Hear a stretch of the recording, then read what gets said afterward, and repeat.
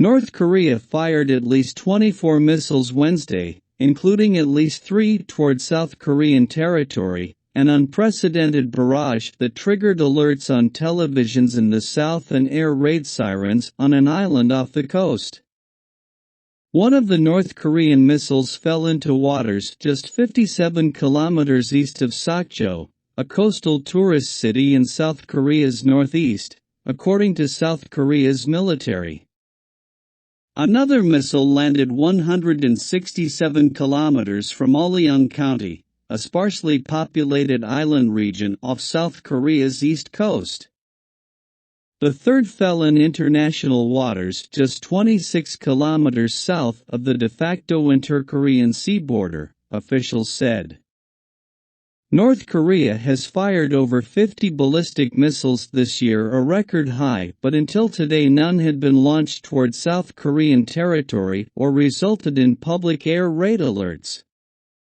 In response, South Korea's military said its warplanes launched 3 missiles north of the de facto sea border to demonstrate South Korea's capability and readiness to strike the enemy with precision.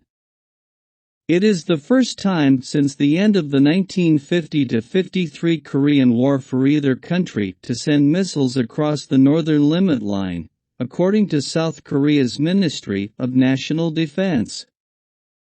In response to the North's launches, South Korea's Transport Ministry said it closed some air routes off its east coast until at least Thursday morning.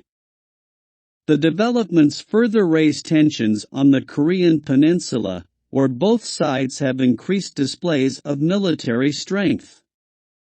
South Korean President Yoon Suk-yeol said the North's launches were effectively a violation of our territory and ordered swift measures to ensure North Korea pays a clear price, according to a statement from his office.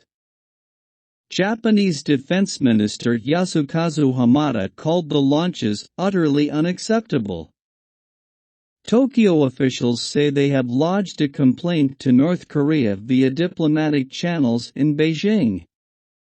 In a statement, the U.S. military's Indo-Pacific Command said North Korea's launches did not pose an immediate threat to the United States or its allies, but highlighted Pyongyang's reckless behavior. North Korea fired the missiles in 5 rounds throughout the day, according to summaries shared by South Korean and Japanese defense officials and media reports.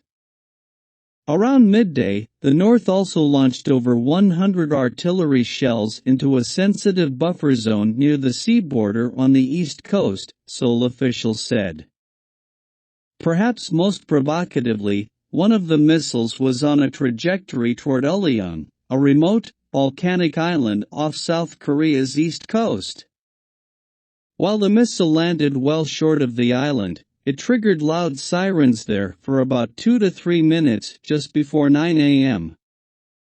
Residents did not initially know it was an air raid warning, reported South Korea's JTBC broadcaster. On televisions throughout the country, some broadcasts were interrupted at 8:55 a.m. to alert residents about the launches. Such alerts are highly unusual in South Korea, where North Korean missile launches are hardly mentioned in newscasts.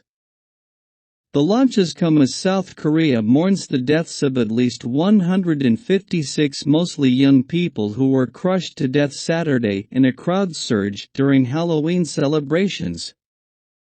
North Korea has not offered condolences over the incident.